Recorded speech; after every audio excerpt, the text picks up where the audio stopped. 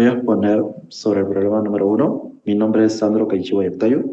Primero, el circuito corresponde a una configuración de par de Licton impulsado por un divisor de tensión de entrada en la que combina dos transistores, Q1 y Q2.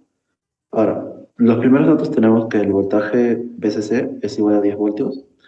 Los divisores de entradas R1 y R2 son 10K y 50K.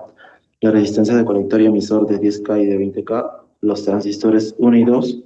Del 1, beta 1 es de 50. El voltaje BE1 es de 0,7 voltios. El transistor 2 es de beta 2, es igual a 20.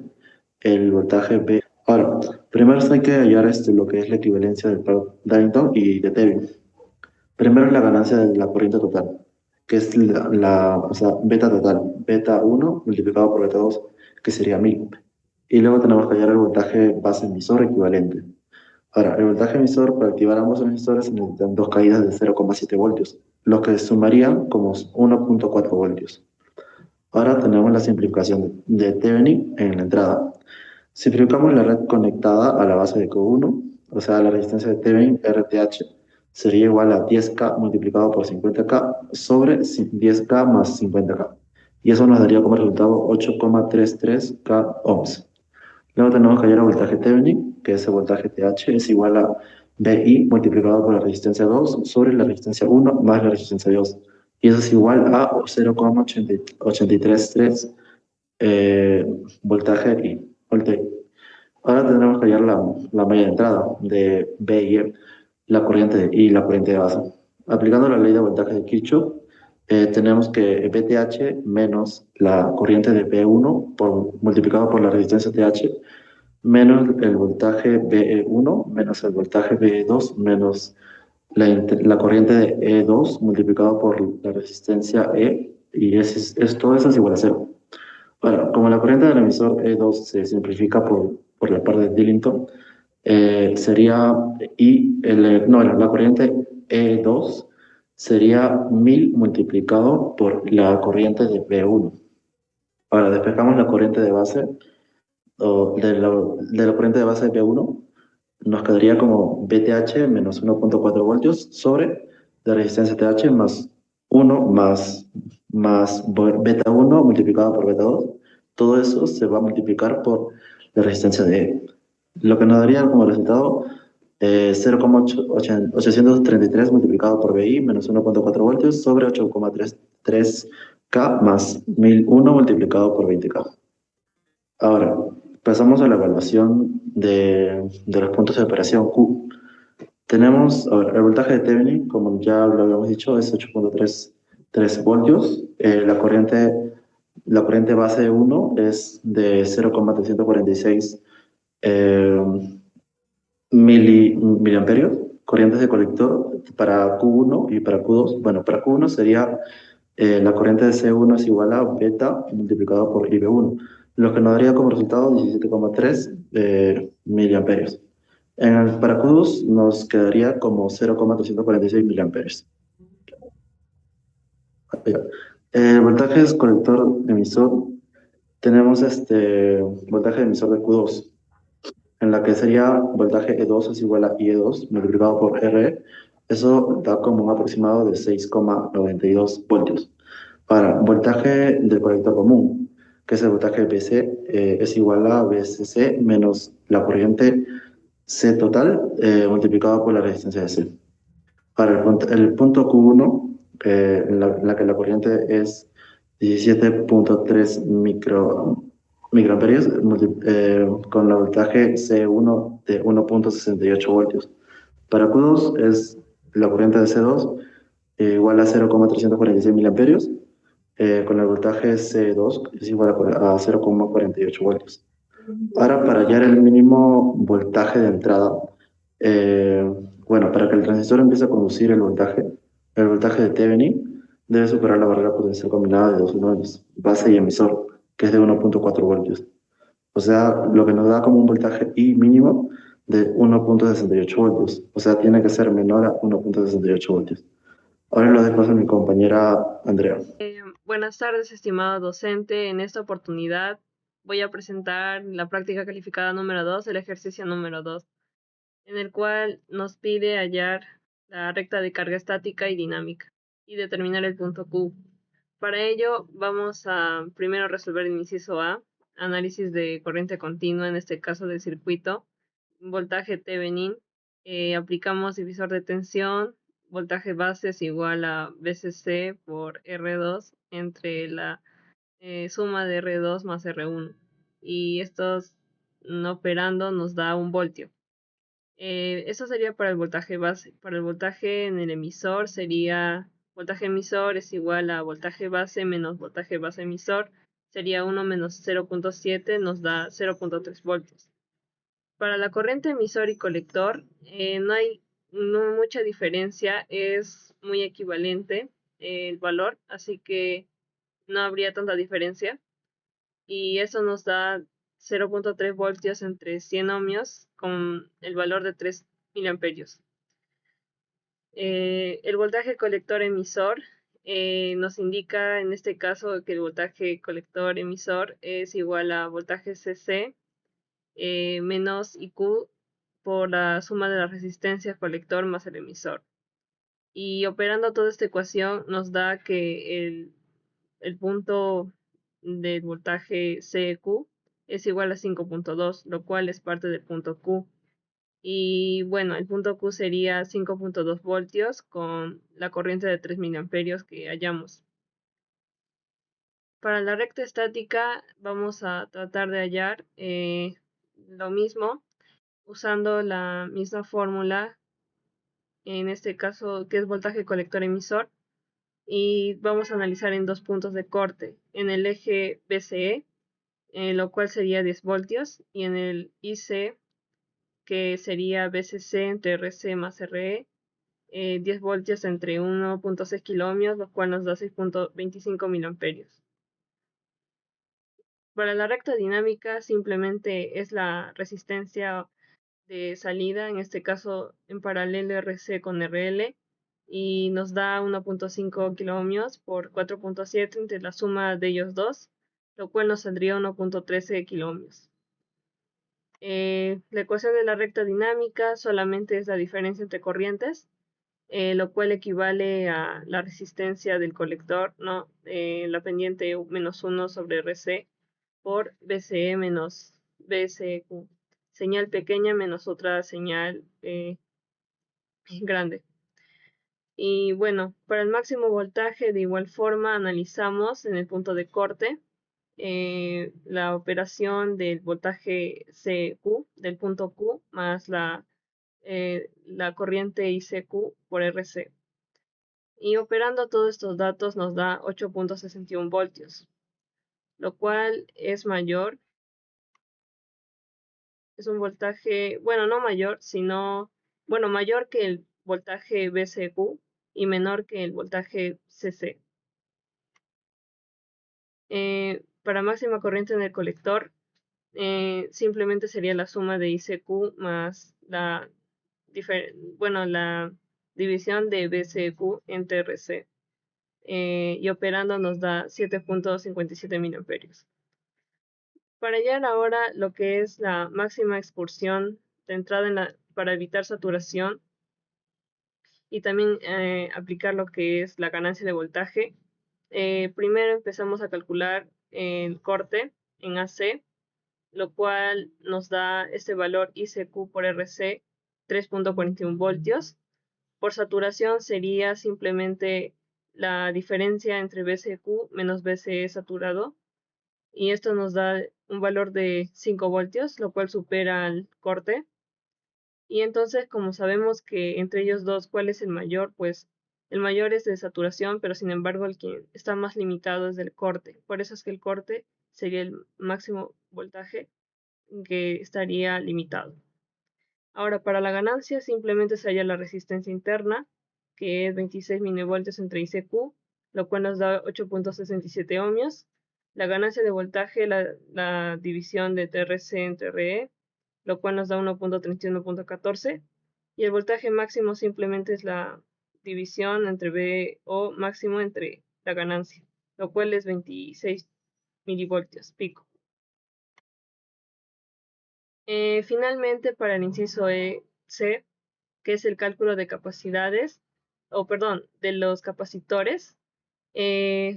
Primero analizamos el condensador de entrada, lo cual simplemente se halla por la resistencia, en este caso en paralelo el R1 con el R2 y en paralelo también con la resistencia dinámica del emisor por beta.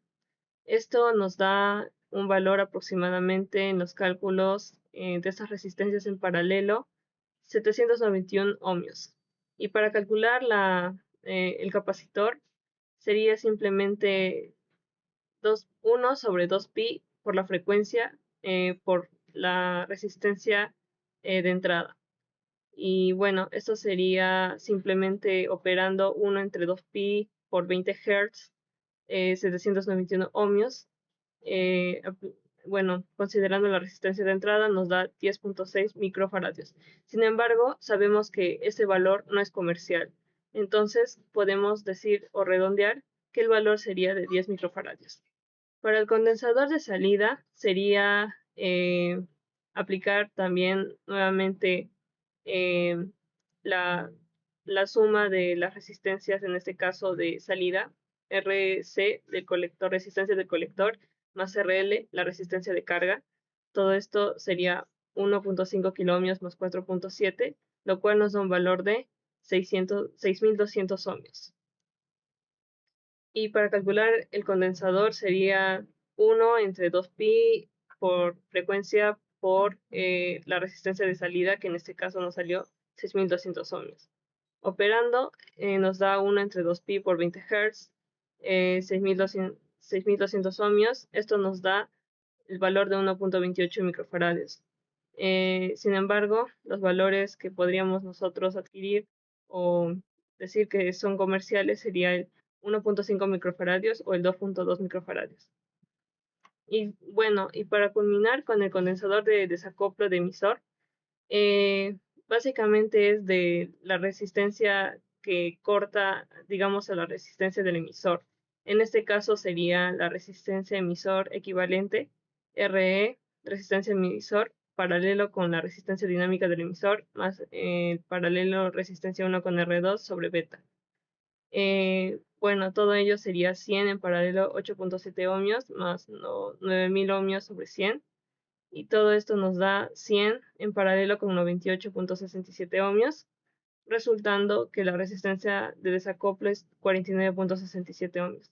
Y el condensador sería entonces la misma fórmula, pero en este caso solo varía la resistencia del emisor. Sería 1 entre 2pi por 20 Hz por 49.67 ohmios, lo cual nos da un valor de 160.2 microfaradios y como valor comercial sería 220 microfaradios. Si quieren ver la simulación, también, profesor, podemos observar que, bueno, más que nada se tendría que poner el valor de 10 voltios y bueno, tendríamos que, bueno, básicamente simular. Y si no nos da el voltaje, es porque el voltaje puede estar entre nanovoltios, microvoltios, un voltaje más pequeño, ¿no? Como en este caso. Bueno, y la señal es constante, porque, bueno, se está en este caso rectificando y se mantiene el sistema lineal. Gracias. Estimado profesor, ahora vamos a resolver el ejercicio número 3, que pide analizar un circuito polarizado con un MOSFET de enriquecimiento de canal N. En los datos iniciales tenemos el voltaje de alimentación, que es 24 voltios, la resistencia de drenador, que es 2 kiloohmios, la resistencia inferior del divisor, 100 kiloohmios, y la resistencia superior del divisor. Considerando los parámetros nominales del transistor, el voltaje de umbral igual a 2 voltios y el parámetro de conducción igual a 1 miliamperio sobre voltios al cuadrado, el voltaje con puerta surtidor viene dado por el divisor de aquí. VGC igual a 24 por 100K sobre R más 100K. Entonces, con esto vamos a hallar la parte A, que me pide calcular el valor de R para que el transistor comience a conducir. Entonces, para que conduzca el voltaje de compuerta surtidor debe ser igual al voltaje de umbral, es decir, 2 voltios, igualando la expresión del divisor a 2 voltios, o sea, esto de acá, a 2 voltios y despejando la resistencia. Vamos a obtener que el valor de esa resistencia va a ser 1100 kiloohmios. Ahora, en la parte B, quiere hallar el valor de la resistencia para que el, el voltaje de salida sea 10 voltios. Como la salida está tomada en el drenador y el surtidor está a tierra, entonces el voltaje de salida equivale al voltaje drenador y al voltaje drenador surtidor. Entonces vamos a calcular la corriente del drenador. O sea, de aquí. Y esto me va a salir 7000 amperios. Como VDC es alto, asumimos que el transistor opera en región de saturación y aplicamos la ecuación de acá. Entonces de aquí vamos a obtener de que el VGC va a ser 5,74 voltios. Ahora vamos a hallar, calculamos la resistencia y eso saldría 318,12 kiloohmios. Ahora vamos a hallar la parte C, que me pide el valor de la resistencia para que el transistor entre en su zona óhmica. Buscamos el punto de transición hacia la zona óhmica o región de triodo. Esto ocurre exactamente en la frontera de VDC igual a VGC menos VTN, de donde VGC va a ser igual a VDC más 2. Igualando la corriente de la malla de salida con la ecuación de saturación, se forma la cuadrática VDC al cuadrado más VC menos 24 igual a 0, obteniendo un VDC límite de 4,42 voltios. Este equivale a un VGC igual a 6,42 voltios. Al ingresar este dato en el divisor de tensión, concluimos que para cualquier resistencia menor o igual a 273,83 kiloohmios, el transistor ingresará a la región óhmica. Ahora, en la parte D, me pide el valor de la resistencia para que el voltaje de salida valga 4 voltios. Y como sabemos que en el voltaje de salida va a ser igual al voltaje de DC igual a 4 voltios, como 4 voltios es menor al límite de 4,42 voltios y que hallamos recién, se confirma que el transistor opera en zona óhmica. Entonces, la corriente de drenador ID va a ser esto, 10 miliamperios. Usamos la ecuación del MOSFET en la región óhmica, nos saldría acá 6,5 voltios.